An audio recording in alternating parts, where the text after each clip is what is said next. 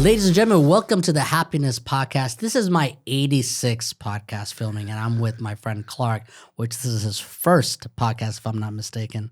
So Clark comes from a very diverse background, a little different than mine, and we've known each other now for 15 years, and we have a very good mutual friend, IG, and we're talking about what does happiness mean? The whole world thinks that as an entrepreneur, we do this for money, but I think that's the furthest from the truth. So Clark, why don't you introduce yourself to our audience and tell us what you do and what does happiness mean to you? Okay, let me start with my name first, Clark Krimer. I'm in the electronic processing industry for about 20, more than 20 years, but I keep it at 20. 20 sounds nice. And plus, you don't seem too old at 20. 20 years ago. So I've been doing it for a while. Now, that's a tough industry. Very tough. Right? Today, it's like the wild, wild west. Yeah. Why is it more tough now than it was back in the day? Back in the day, there were less companies. Okay. There were more banks doing it. And very few private companies. Now, today, everyone does it. Now, I've been to your office. That's like a legitimate operation that you run over there. Yeah, it took us a while to set it up. And I've been to other offices, and it's not like that. Some places are like a satellite office, a phone number, like a website, like a landing page. They're not really running it the way you guys are running it. Well, we want a business. We want people to work. We want to give out to the community where we employ people. Yeah. Tell me about, you do a lot of community events. We do. Yeah. Tell me, you're pretty actively involved. Where was it that, is it Brooklyn, Queens? Where are you? Physically? Yeah. In Queens. In Queens, okay. Yep. Okay. Because I remember I went to Brooklyn last time. You connected me a couple of restaurant owners and stuff like that. But I know you're pretty well known everywhere. Well, I do the processing. Yeah, makes sense. So you're based out of Queens, New York. Correct. All right. You got that little Queens vibe to you. That's why. Do I? Yeah. Never noticed. Born and raised in Brooklyn. Get out of here. Yeah, born and raised in Brooklyn. Okay, so you got the best of both worlds. Yeah, I do. Yeah. So what's it like as an entrepreneur? Because that's one of the craziest field. Now that you got a couple of decades of experience, younger Clark, would you advise younger Clark to do the same thing that you're doing right now? Probably not. Okay. You know, I mean, everyone wants to be a business owner, right? Everyone wants to be an entrepreneur. Yeah. But there's a lot that comes with it. I would have done a lot of things different. I wouldn't be so cocky. Let me say that. Am I allowed to say that? Yeah, you're allowed to say that. Listen, you're from Brooklyn. You're from Queens. You're allowed to say that. I wouldn't think back then, it was all about the money. Okay. Where can I get the fast buck? Okay. Money was important. And what about now? Now it's more about freedom. Freedom. Yeah. So when people ask me what does happiness mean to me, I look at it as like the 5 love language. You know, there's so many different types of love. Of course. But when we're young, we didn't know that. Same thing. I learned in my journey of doing this podcast that there's actually many definition of happiness to you might be different from me. Of course. So it's crazy that you said out of all the people that I interviewed, no one has said freedom, because I also say freedom, but for me it's specific freedom of time. Okay. That's what it is. I think you might be saying the same. Pretty thing, similar, right? yeah. Similar. For me, like as I told you before we started this podcast, my dog Ziggy unfortunately was sick yesterday. Right.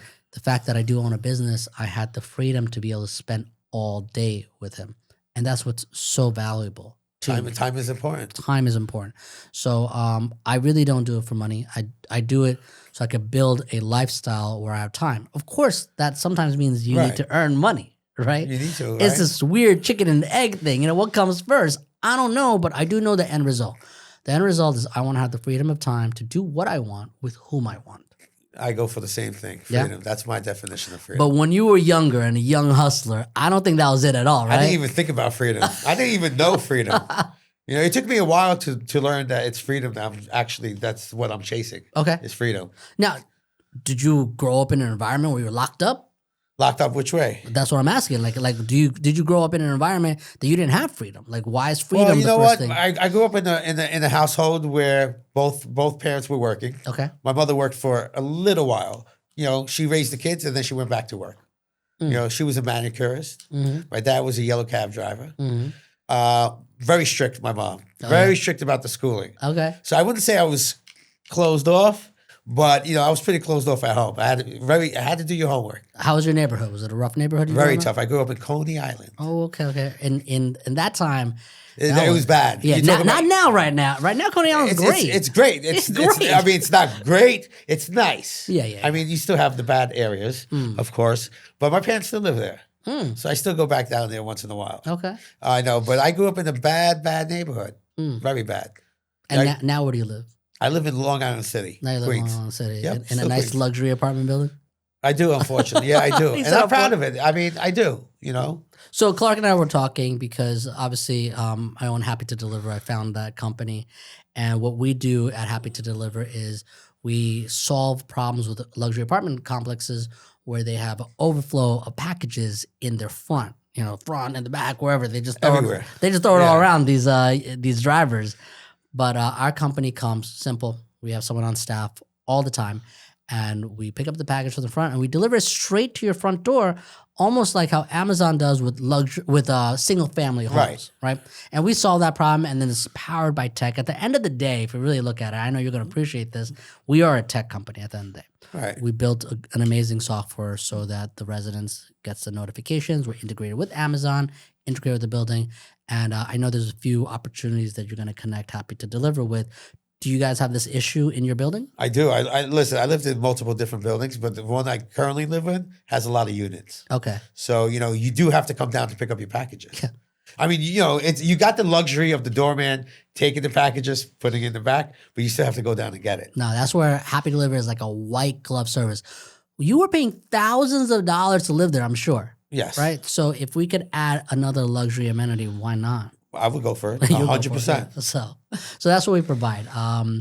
And we're doing this on a daily basis. We're delivering thousands of packages, and we have not entered Queens or Brooklyn. So I would love to help you guys out with that. I appreciate that. Yeah, why not? And at the end of the day, like I said, I do this for happiness.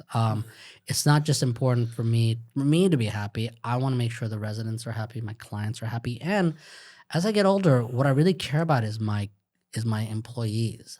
It's very important, so important for me, for my employees to be happy, because I'm not doing a good job if I'm just making money. Right. I want to make sure I'm, at the weddings of my employees, the dinner table, the Thanksgiving. If you're invited. And that's the type of boss I want to be, that you want to invite me. And hopefully I spread some positivity with all my staff. Just this morning, we had an incident, and 2 employees were frustrated. It happens. I have over 100 employees. It happens. And it's Friday, and that's what I reminded them. I was like, guys, it's Friday. Let's just enjoy the day. I'm sorry you're frustrated. It happens. And we found out it wasn't even anything about work. Something happened at home for one of the guys. And, he brought it into work. And once the other person realized that was a problem, she was a lot more empathetic towards it. So the human angle is what I love as an SMB, as a small business owner. It's not just about making money. It's about the community. It's about your staff. How do you connect with your community? Because it's crazy. When you walk with Clark, everybody knows him. It's like an old school 1970s, 80s movies. Hey, Clark. Hey, what's going on? Hey. And every rich, poor, it don't matter. Everybody knows you. I don't discriminate. Yeah. I make myself as equal as everyone that I meet. Okay. Not higher, not lower. Eye to eye. Everything's eye to eye with me. Okay. So I don't judge anyone. I'm very straightforward. And when people say hi in the community, I do give back to the community. I go eat there if it's a restaurant. If it's a supermarket, I shop there. And when I do business with them, it's not about the money. It's more about the relationship. Now, in your business, do you sponsor any community events by any chance? Is that something that we probably do? We have a department that does that. Okay. So I'm sure we do. Like, I get involved with YMCA. We'll sponsor that. Yeah, that's community events. We sponsor all the trading shows. What's that? Trade shows. Oh, the trade shows for our industry. In your industry. Yeah, we sponsor a lot of them. And then when you hire, do you hire locally? Yes, we do. Okay. Is that something that's important to you? Because I know it is important to me, because you know what? I'm a local person. I grew up in Brooklyn. Yeah. I have a lot of employees from Brooklyn, from Bronx, from the Queens. So you know what? It's good. You know what's so interesting? IG, our common friend, every meeting I've been to, whether it's related to anything with processing or not, always brings up my friend Clark. And IG is like an old school Indian head, born, I think, in the UK. Right. You wouldn't think you guys will walk in the same, step in the same side of the street, but he loves you. He absolutely. I love him just as much. I would never even think you guys do business together. We I would think actually you guys are don't. friends. You know what? We do business together. We do, but we never speak about money. I've never Zero. ever seen him talk. And me and him personally never exchange a dollar. Like even about this podcast, he's like, Clark would be great for it. Clark, you know, anywhere I go to a restaurant. Hey, I have this buddy named Clark. Man, he told me a story just like you, and he could solve your problem. Not about processing. It was something totally different, like produce vendor or whatever the case is. He's like, Clark can solve your problem. He absolutely loves you. And I feel like that's the impact that you have in society. I do. You know, and sometimes we don't realize the things that we do. You know, you probably say, hey, I know I'm a great boss. I know I built a great business. I know I'm a community leader. But I don't think you realize how much you change people's lives. Your confidence that you exude makes other people, especially as an immigrant, I feel like if I got Clark on my side, I feel a little stronger. I feel a little better because I could always call him, and Clark got my back. Very true. Yeah, like have you ever noticed that about yourself? I haven't really noticed, but I could say that's pretty true. I want to put that crown on you. I'm accepting it. You know? I'm putting that crown on myself right now. Because as a podcast, I think what's so insane about podcasts, I feel like it is the new male like therapy, right? Where guys who were raised, especially of our generation, to keep everything inside, or else you're weak. Right. That's how we were raised. That's how we're raised. Yeah. But when we talk, it's not about business. It's about life. It's about helping others. And that's why I do podcasts. I do podcasts because I get to know another guy, you know, a guy who's a little older than me and who has a lot more experience, and I get to know you. So what makes you tick? What makes me tick? Yeah, what makes Clark get up? And because as an entrepreneur, you got to be self-disciplined. You're very disciplined. Well, you have to be. You know, I wake up. What gets me up is it excites me to go to work. I'm excited to wake up in the morning. Even and after start 20 years. Yeah, I'm excited. Okay, I'm still excited. Not so much for the job itself that I do at my business. It's more that I'm starting a new, fresh day. What else is going to happen today? So I start my day at 4:00 in the morning. Every day. Whoa. 7 days a week. 7 days a week. So what time you go to bed? I go to bed lately around 9:30. Okay. Yeah. So you're working 7 days a week? No, I work 5 days a week. Okay. Well, you could say 7 days a week because I have kids. I have two little girls at home. So you could say 7 days a week. Do you feel like sometimes, how did you change after you became a father? Oh my goodness. I became less selfish. Okay. You know, when I wake up in the morning, I'm not just waking up for myself. I'm waking up for my children. Do you feel like as an entrepreneur, you were powered back in the day, and maybe even now, I don't know, by greed? I would say yes. I grew up with everyone trying to make a buck. Do you feel like that ran you into problems? I ran into a lot of problems when it came to greed. I learned that, like, as time went on, I learned. Some of my biggest issues that I had, some of the biggest problems and deals that went bad. Right. What I learned as I grew older was on my own greed. Nothing else. I'm not blaming anyone else for anything in the past. It was my greed. And after I let go of the greed, man, and I pursued something else, and for me, it was happiness. After I pursued happiness, I had zero problems in life. It's not, I don't want to sit in a room or in a deal and try to win over you. I want to see, how can we both win? Greedy Riz would be like, how can I win? How can I get the best deal? That was a terrible person. And as I got older, I want to make sure that we both win. And I eliminated greed from my life. A lot of my fellow entrepreneurs like, Riz, you're going to fail. You know, you got to make that money. You know what? It's been 10 years. And I'm happy.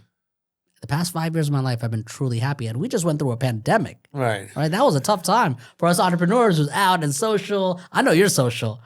Very social. Business is slow. We don't know what's happening. We still got to pay payroll. It was a tough time for me, but my pursuit of happiness, man, is really what drives me every morning to wake up. And I also wake up around 4 or 5 o'clock. Yeah. But I'm not waking up because I'm stressed about work. I just naturally wake up. I'm like, what can I do now? What's next? And I love it, bro. So past, present, future. Okay. You told us that in your past, if you went back to young Clark, you'd be like, yo, don't do this. There'll be a lot, don't do this. There'll be a lot of it. Because as entrepreneurs, we don't got a strict time, but at the same time, we're working more, I think, than anyone else with the 9 to 5. Well, you're trying to build something, or you're trying to keep something maintaining its value, right? And it's obsessive. Correct. Right. So, you know, it is. It's like a little baby you're raising. Okay, so I feel the same way. I would tell young Riz, hey, pause. Maybe you want to be a doctor. I don't know. Something that's a little more defined. And future Clark, what is the future of your empire? My future is just relaxing with my children, right? Being free, having that freedom to do what I want, when I want, how I want. Nothing to do with money. Yeah. Nothing to do with money. Just be peaceful. I just want peace around me. Okay. Well, they say your presence is the present. Right. How are you presently set up? Are you at peace? Do you have that freedom that you're looking for, or you're still on the grind? I'm gonna always chase after more freedom. I have freedom now. I have a lot of freedom, as you defined it. Freedom. To, as you mentioned with your dog, I have the same freedom as you have. The difference is, presently, I'm good. I'm at a good place. Let me call it that. I'm at a very, very good place.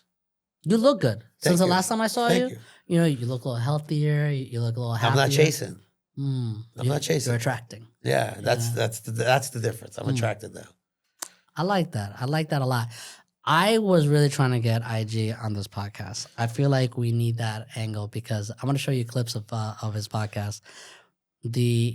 Where what you guys have said is almost identical, by the way. Really? That you're attracting, that you're no longer chasing, and what he would tell the young IG: do not pursue, this world. And he's a chef by trade, yeah.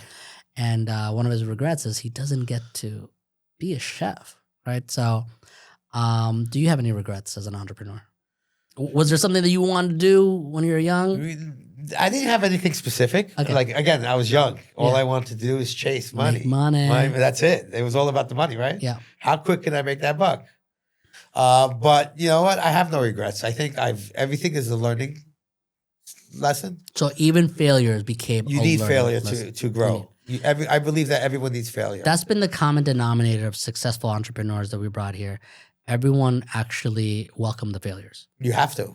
I think you don't grow unless you fail. Okay. Now, do you have any advice to the future entrepreneurs out there? I need you to look deep into the camera and just talk to them. Follow your dreams and follow your passion. Passion is very, very important. You gotta have passion with what you do.